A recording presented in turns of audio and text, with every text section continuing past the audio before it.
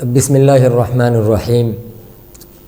نیا سال ہمیں دو باتوں کی طرف متوجہ کرتا ہے۔ ایک گزشتہ سال کا احتساب اور دوسری بات آنے والے سال کے لیے ایک لائحہ عمل اور ترتیب بنانا۔ آپ زندگی کے کسی بھی شعبے سے تعلق رکھتے ہوں اور کہیں پر بھی آپ کھڑے ہوں، اپنا احتساب بہت ضروری ہے، چاہے وہ دینی معاملات ہوں چاہے وہ دنیاوی معاملات ہوں۔ آپ اس میں اپنی کامیابی، اپنی ناکامی، اپنی پیش قدمی، اپنی رفتار کا جائزہ ضرور لیں۔ اگر آپ تاجر ہیں تو آپ اپنے پورے سال کا حساب کریں کہ مجھے سال بھر تجارت میں کتنا آگے جانا چاہیے تھا اور میں کتنے پیچھے ہوں، یا مجھے کتنا آگے جانا چاہیے تھا اور میں اس سے مزید آگے جا چکا ہوں۔ اگر آپ ملازم ہیں تو آپ اس پر سوچیں کہ ملازمت میں میرا گریڈ اور میری حیثیت کتنی آگے جانی چاہیے تھی اور میں کتنے پیچھے ہوں، یا مجھے جتنے آگے جانا چاہیے تھا میں اس سے مزید آگے جا چکا ہوں۔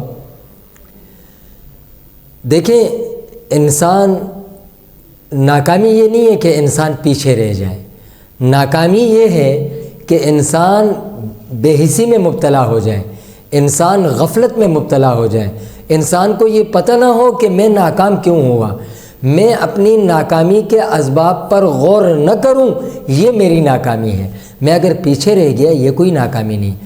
احساس زیاں جاتا رہا یہ ناکامی ہے، زیاں ناکامی نہیں ہے، پیچھے رہ جانا ناکامی نہیں ہے۔ تو جس طریقے سے دنیاوی اعتبار سے اپنا احتساب ضروری ہے، دینی اعتبار سے اس سے بڑھ کر احتساب ضروری ہے۔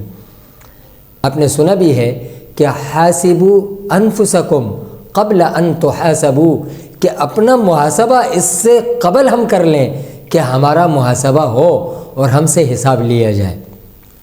ہمیں دینی اعتبار سے بھی اپنا محاسبہ کرنا چاہیے کہ ہم دینی اعتبار سے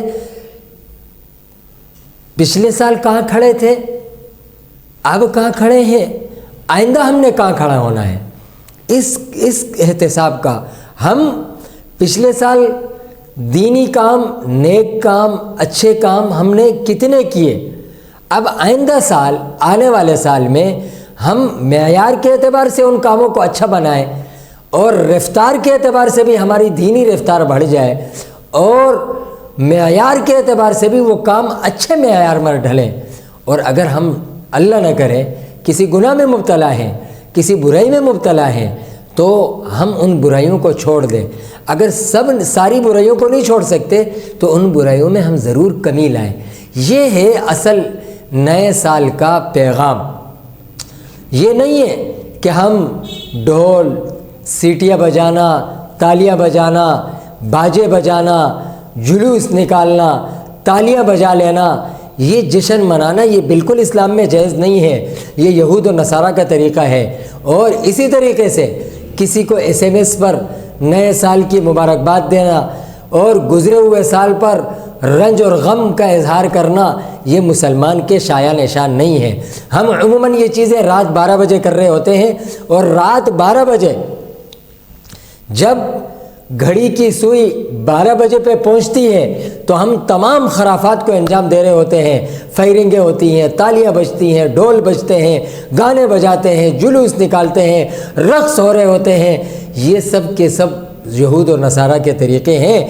یہ تو وہ وقت ہے جس وقت میں اللہ تبارک و تعالی اپنے بندے کی توبہ کا انتظار کر رہے ہوتے ہیں، اپنے بندے کے شکر کا انتظار کر رہے ہوتے ہیں، اپنے بندے کے مانگنے کا انتظار کر رہے ہوتے ہیں۔ اور ہم اس ٹائم میں ڈھول باجے اور رقص کی محافل سجائیں، یہ بہت بڑی ناکامی کی اور افسوس کی بات ہے۔ ہمیں اس ٹائم میں اللہ تبارک و تعالیٰ کے حضور اپنا سر جھکا کر اللہ کے سامنے ہم نے شکر بجا لانا ہے کہ یا اللہ میرے کتنے ہم عمر تھے جنہیں تو نے اپنے پاس بلا لیا، جنہیں تو نے اٹھا لیا، اور مجھے تو نے مہلت دی، توبہ کی مہلت ملی، عبادت کی مہلت ملی، اللہ کو راضی کرنے کی مہلت ملی، اور اب میں ڈھول اور جو ہے نا رقص اور باجے اور تالیاں اور ان کے پیچھے پڑ جاؤں۔ بہت بڑی ناکامی اور بہت بڑی افسوس کی بات ہے۔ اس لیے ضرورت اس چیز کی ہے کہ ہم نئے سال کا استقبال اس طور پر کریں کہ یا اللہ شکر ہے تو نے مجھے مزید مہلت عطا کی، تو نے مجھے توبہ کے لیے مہلت دی، تو نے مجھے عبادت کے لیے مہلت دی، تو نے مجھے اپنے آپ کو راضی کرنے کے لیے مہلت دی، اور مجھے اپنے گناہوں سے توبہ کرنے کے ساتھ ساتھ یا اللہ مجھے اس بات کی بھی مہلت ملی کہ میں آپ کے ساتھ جو میرا کمزور تعلق ہے میں اس تعلق کو مزید مضبوط بنا کر یا اللہ آپ کو راضی کر لوں، اور آپ کے پیارے حبیب جناب رسول اللہ صلی اللہ علیہ وسلم کے طریقوں پر عمل کر اپنی زندگی کو خوبصورت بنا لوں۔